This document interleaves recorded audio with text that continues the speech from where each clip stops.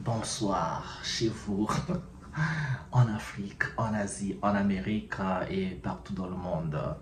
Aujourd'hui, on va faire une vidéo un peu en hommage aux travaux de recherche et aussi à sa mémoire. Et je parle ici de feu Nusere Kalala Omo Tunde.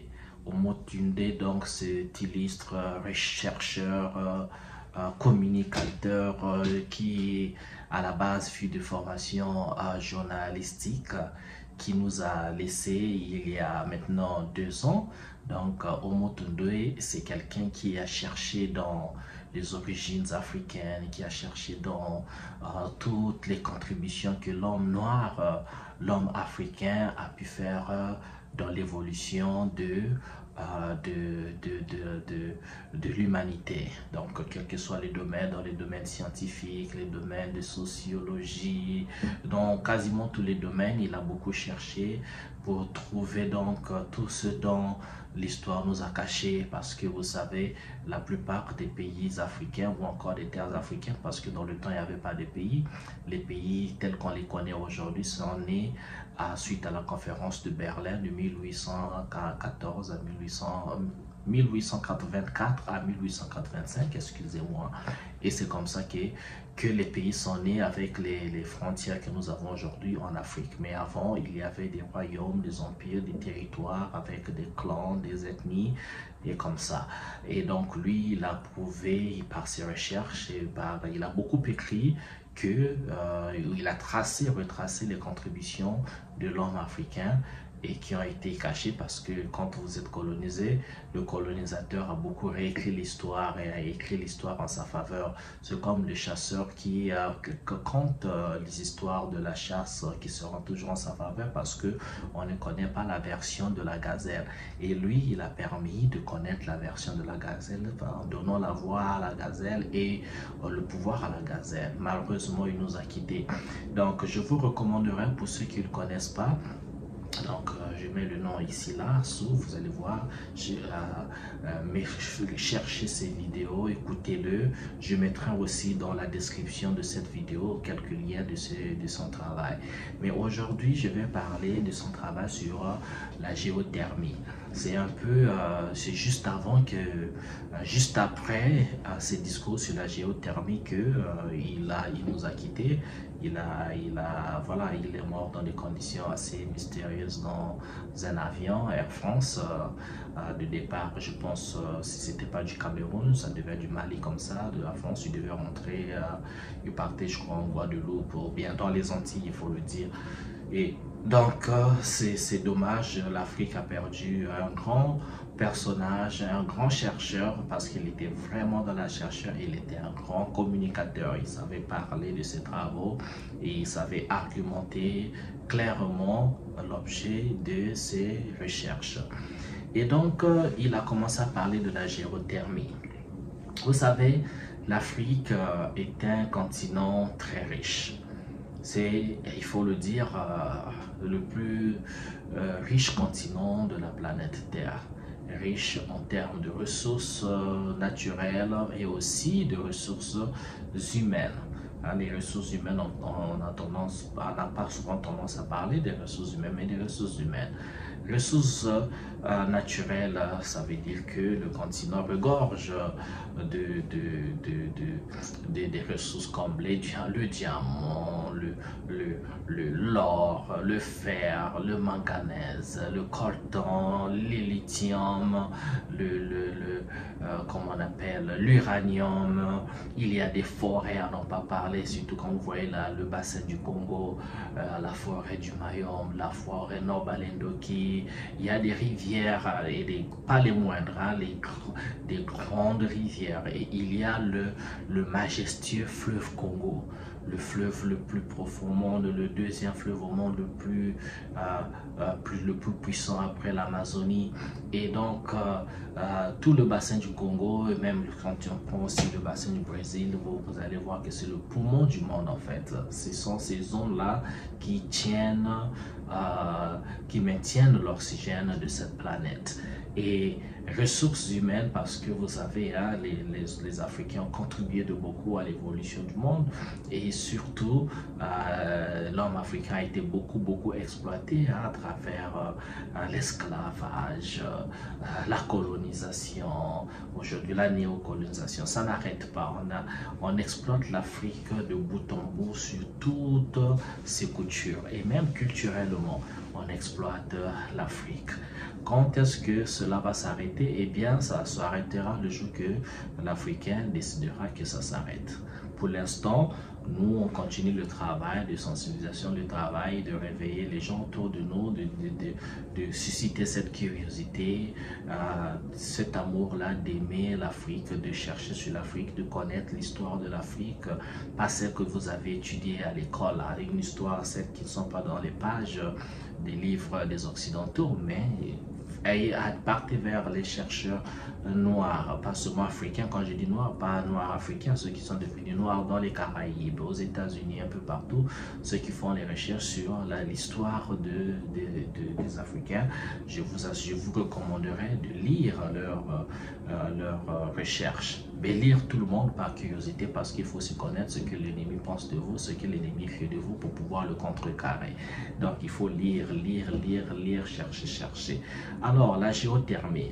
Je ne suis pas expert, je pense que Kalala parlerait mieux de géothermie mieux que moi, mais on va lire quelques définitions. J'ai mon ordinateur devant moi, on va découvrir ensemble en fait c'est quoi la géothermie. Ok. Oh, désolé. Avant que je ne lise la géothermie, je n'ai pas fini de parler des ressources de l'Afrique. L'Afrique a des sources d'énergie. Les sources d'énergie de l'Afrique, moi je pense que premièrement nous avons le soleil, l'énergie solaire qu'on peut exploiter, que nous n'exploitons pas assez.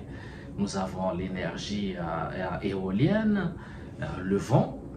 Nous avons, avec l'installation des plantes éoliennes un peu partout, je pense qu'on peut tirer profit de cette source d'énergie.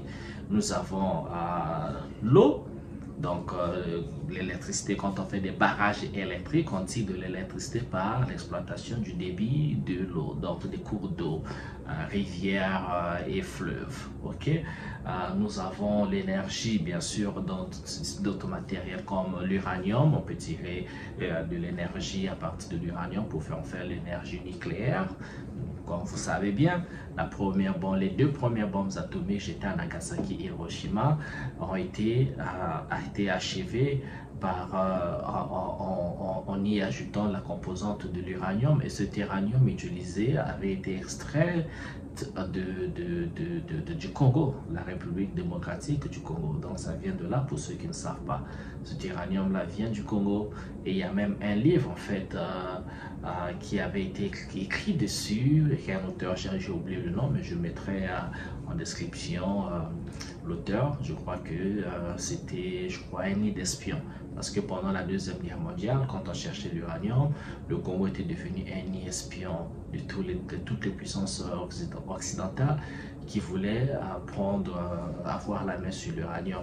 Donc la première puissance à avoir la main sur l'uranium, c'était donc les États-Unis, et le résultat, vous connaissez.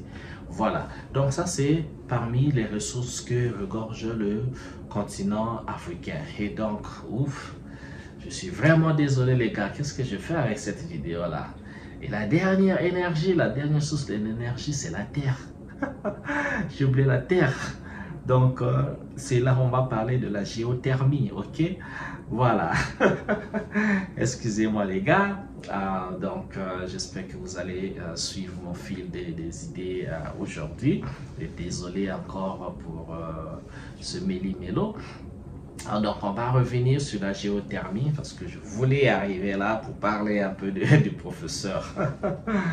Alors, que nous dit Internet par rapport à la géothermie? Ici, sur les nets, si on voit selon Wikipédia tout simplement, eh bien, la géothermie est à la fois la science qui étudie les phénomènes thermiques internes du globe terrestre.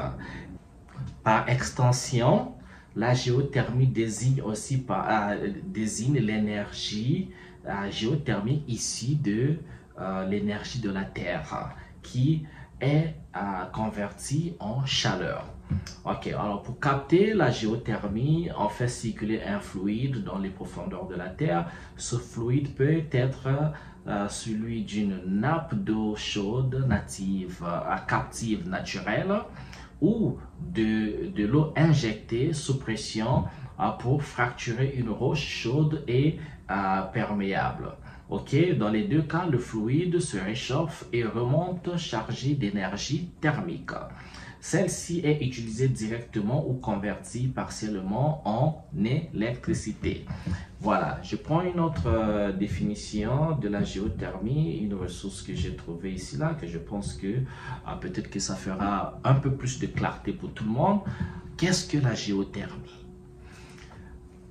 La géothermie veut dire chaud, donc du grec déjà géo qui signifie la terre, quand on dit géo, la terre, géothermie, géographie, la terre, ok, et thermos, thermos qui veut dire chaud, géo, terre, thermos, chaud. Comme vous voyez, quand nous étions petits, les mamans avaient des thermos là. Ah, vous avez ces récipients qui ressemblaient un peu à ça. Voilà, cette espèce thermos qui pouvait conserver le liquide chaud et parfois froid. Et donc, thermos ici, le chaud. Donc, la géothermie désigne l'exploitation des réserves souterraines de vapeur et d'eau chaude. Elle est généralement utilisée par des centrales pour produire de l'électricité. Dans les habitats individuels et particuliers, l'emploi également pour préparer de l'eau chaude sanitaire, mais aussi pour chauffer, pour chauffage et le refroidissement. Voilà. Donc, c'est un peu ce que est la géothermie. Donc, la géothermie peut être utilisée, surtout, on va dire, dans le cas de l'Afrique, sa source, sa création d'électricité. Donc, vous allez remarquer que le continent africain est un continent aussi riche, mais malheureusement, dans beaucoup de plans, c'est un continent qui souffre de beaucoup de manquements. Ok.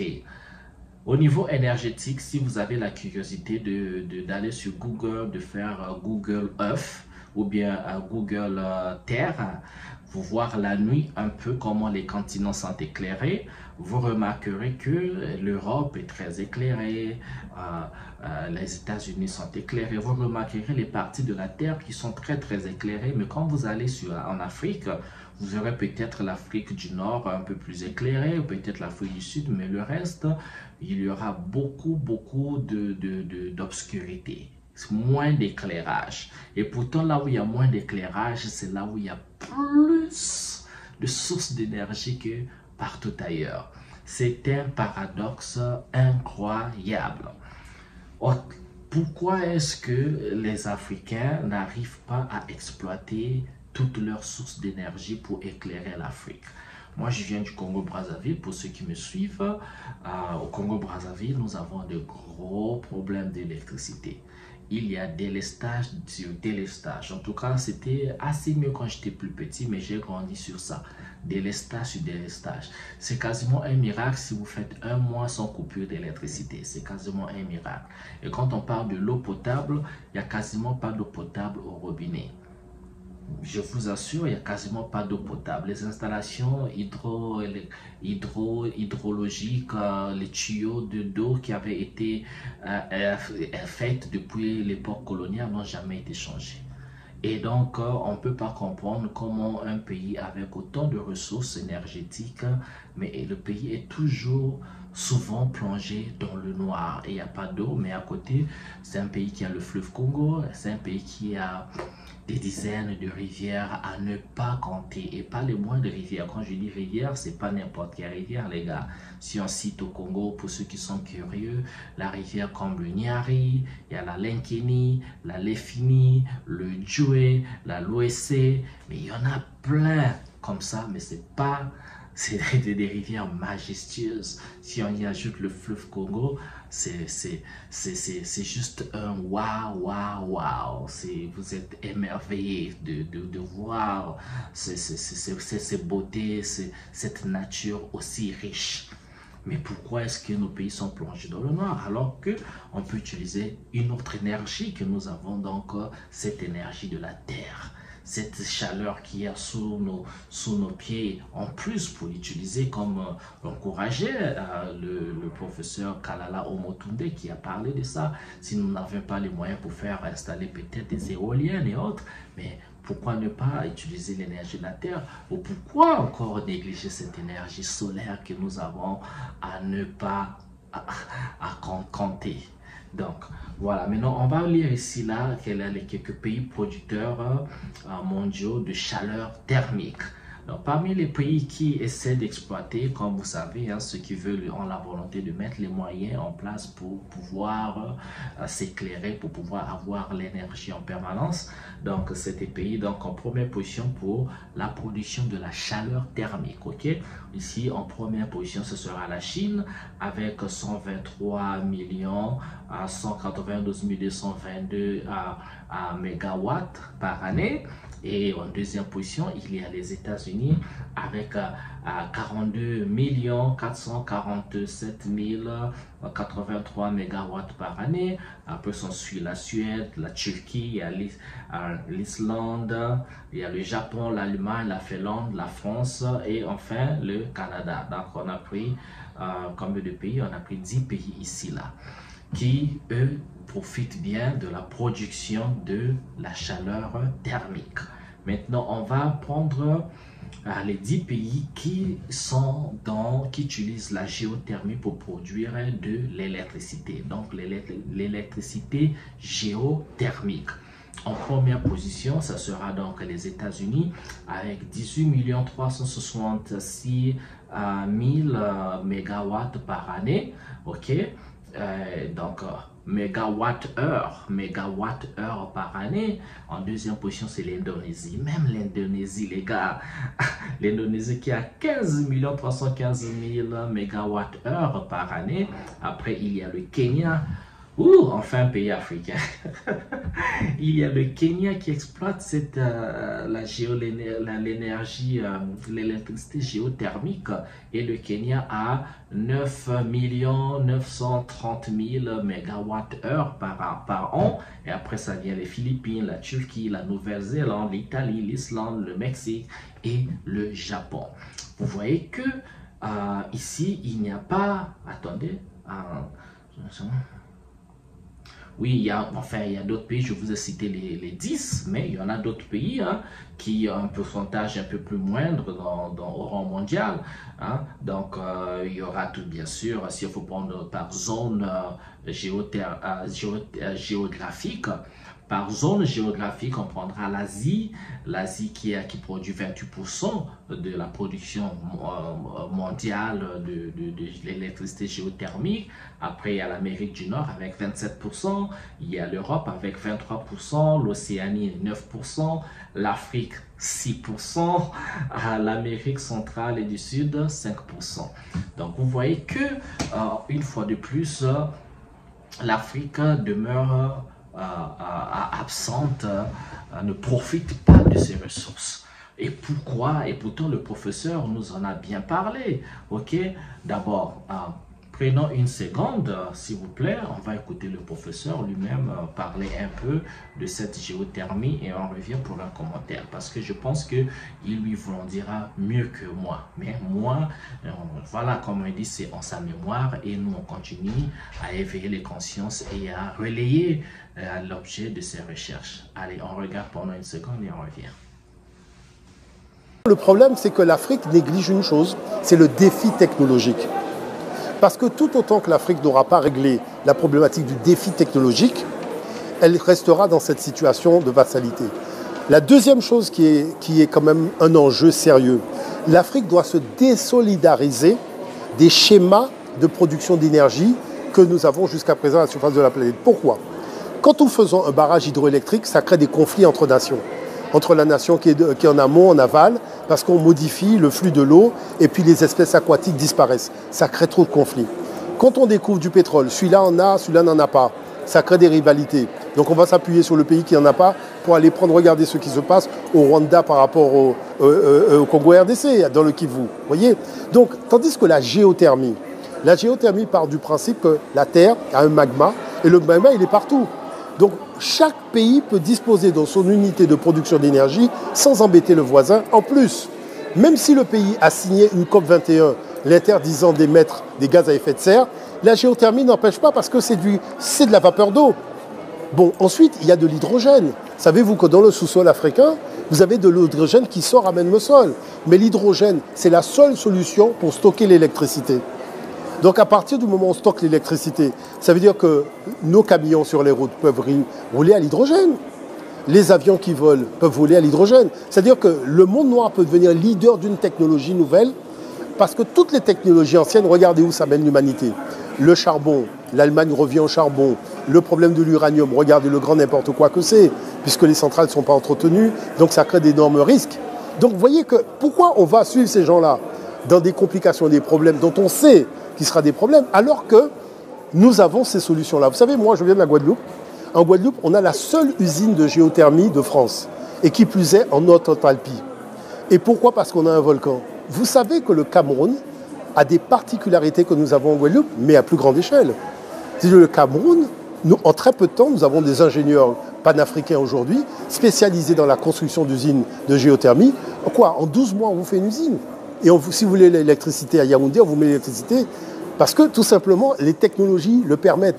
Ce sont des technologies beaucoup plus puissantes que par le passé. Tout est en miniature. On n'a pas besoin de grands complexes aujourd'hui.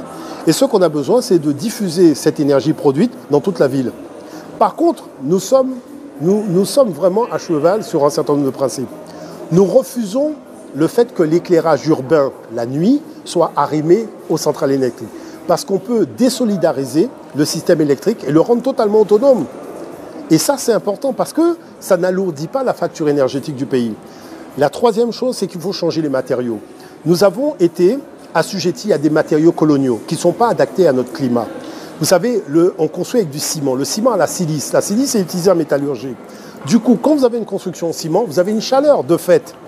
Mais si on fait la technique ancienne, la brique de terre, qu'on améliore avec les technologies d'aujourd'hui, la brique de terre a un coefficient de transformation de l'énergie. C'est-à-dire, il fait chaud à l'extérieur, il fera frais dans la maison.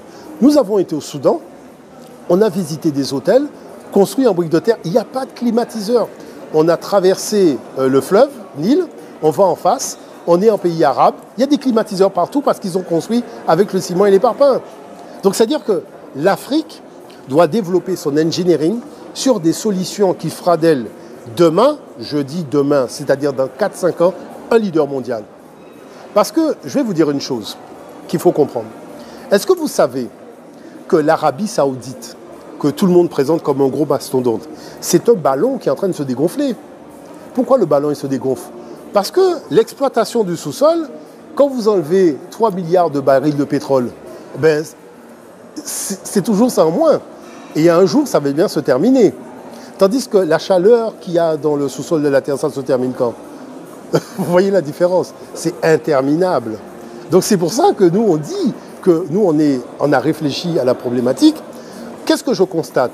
Quand je consulte des programmes énergétiques de pays africains, la ligne géothermie à zéro. Vous imaginez que c'est la technologie la moins coûteuse, la moins problématique sur le plan diplomatique, la plus facile à mettre en place, celle que le monde panafricain maîtrise, c'est-à-dire tous les ingénieurs sont noirs, avec des turbines qui n'existent même pas dans le monde blanc, qu'on a la possibilité d'instaurer en Afrique, voyez, et vous avez des gens qui gèrent ce département pour un pays et c'est à zéro. L'hydrogène, c'est à zéro. Mais qu'est-ce qui nous est arrivé? Professeur, mais quand même, il y a une question qui se pose avec ce que vous avez fait comme recherche, ces conclusions.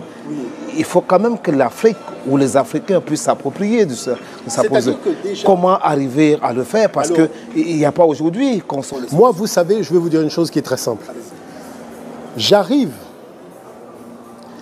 à Mayotte et je demande aux enfants des lycées, collèges, puisque c'est l'éducation nationale qui m'a invité pour passer dans les écoles, Si je vous offre un billet gratuitement pour aller en Afrique, dans quel pays africain vous souhaitez aller? La réponse, Aucun enfant ne veut aller sur le continent. Je dis d'accord. Je commence à leur raconter l'histoire du continent, les inventions, les découvertes, les grandes civilisations, ce que les étrangers ont dit sur l'Afrique, les défis technologiques que nous avons relevés, les solutions africaines qui sont encore valables aujourd'hui. Parce que la pierre gravée de Blombos, qui remonte à 100 000 ans, c'est de la triangulation. Est-ce que vous savez que le GPS d'aujourd'hui fonctionne avec la triangulation de la pierre de Blombos? C'est-à-dire que la modernité africaine, elle est valable 100 000 ans, 200 000 ans, 300 000 ans, 400 000 ans. C'est du jamais vu. C'est jamais arrivé dans une civilisation qu'un modèle reste, je dirais, immuable. Que vous soyez à un niveau de technologie primaire ou un niveau de technologie avancée, c'est toujours la solution africaine qui est valable. Il n'y a pas d'autre solution que la solution africaine. Je repose la question aux enfants. Dans quel pays voulez-vous aller? Tout le monde veut voyager. Voilà, ça c'est le professeur lui-même qui parle de géothermie. Que puis-je dire en plus de plus? C'est tout le problème de l'Afrique où nous avons des hommes riches qui ne veulent pas acheter les idées, qui ne veulent pas investir dans les recherches des jeunes.